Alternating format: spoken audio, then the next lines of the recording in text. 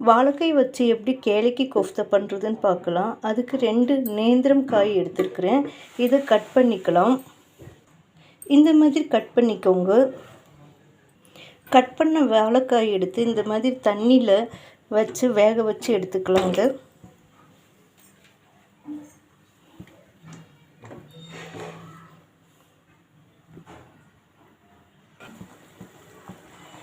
இப்போ காய் நல்லா வெந்துருச்சுங்க. வேக வச்சாச்சு. உங்களுக்கு இந்த மாதிரி பண்ணுறதுக்கு டைம் இல்லைன்னா குக்கரில் வச்சு 2 விசில் வச்சு எடுத்தாலே நல்லா காய் வெந்துடும். இப்போ அடுப்பை ஆஃப் பண்ணிவிட்டு தோலெல்லாம் நீக்கிடலாம்.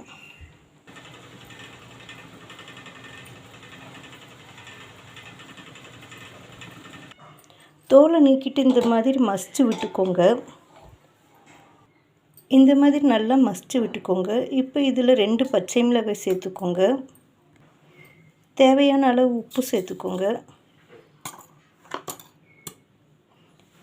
1/4 டீஸ்பூன் மிளகாய் பொடி,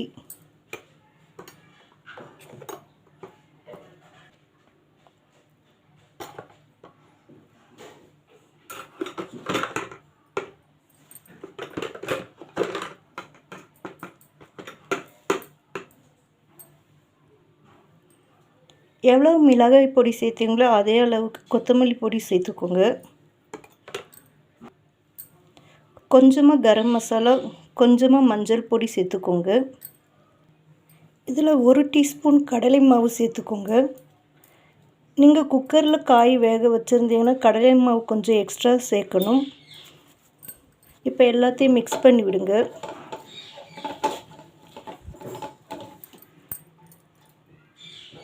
நல்லா மிக்ஸ் பண்ணிவிட்டு இப்போ ரவுண்ட் ஷேஃபாக பிடிச்சிக்கலாம். இதை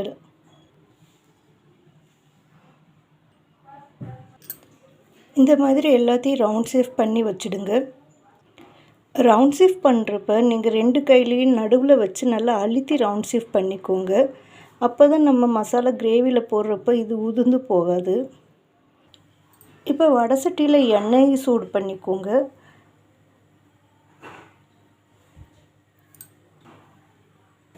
எண்ணெய் நல்லா சூடானதும் அதில் நம்ம இந்த உருண்டைகளை சேர்த்துடலாம். சேர்த்து ஃப்ரை பண்ணி எடுக்கணும்.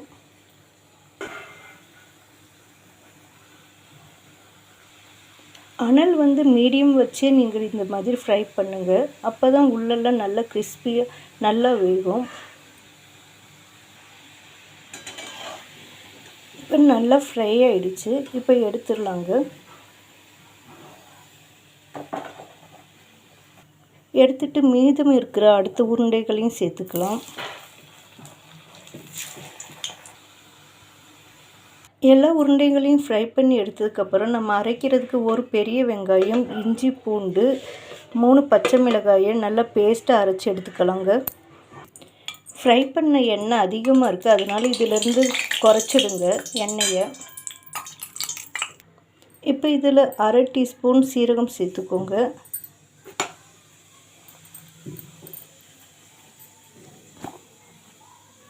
நம்ம அரைச்ச பேஸ்ட்டையும் சேர்த்துக்கலாம்.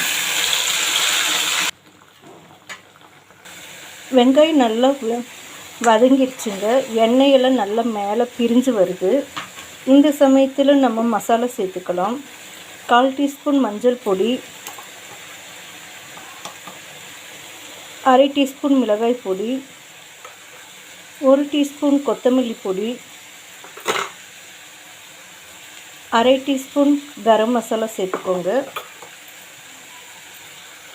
இதில் 1 ஸ்பூன் கடலை மாவு சேர்த்துக்கோங்க. சேர்த்து எல்லாத்தையும் நல்லா மிக்ஸ் பண்ணி விடுங்க.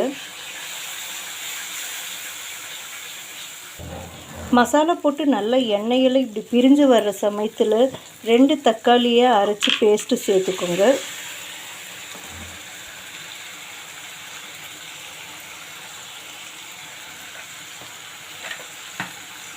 உப்பு கொஞ்சம் சேர்த்துக்கோங்க.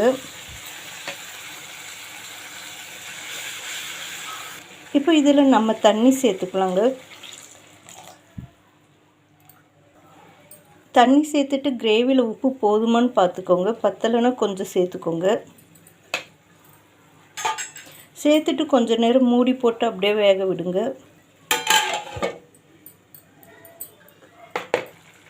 தக்காளி கொஞ்ச நேரம் நல்லா கொதிச்சதுக்கப்புறம் இப்போ இந்த பால்ஸ் எல்லாத்தையும் சேர்த்துக்கோங்க.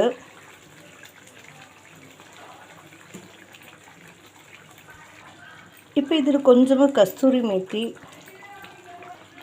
கொஞ்சமாக இது சர்க்கரை சேர்க்குறேன். உங்களுக்கு தேவைன்னா சேர்த்துக்கோங்க.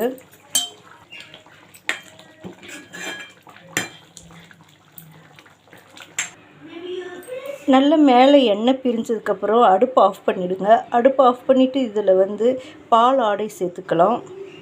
அவ்வளோதாங்க, ரெடி ஆகிடுச்சு. சூப்பராக வாழைக்காயில் ரெசிபி ரெடி ஆகிடுச்சு. ட்ரை பண்ணி பாருங்கள்.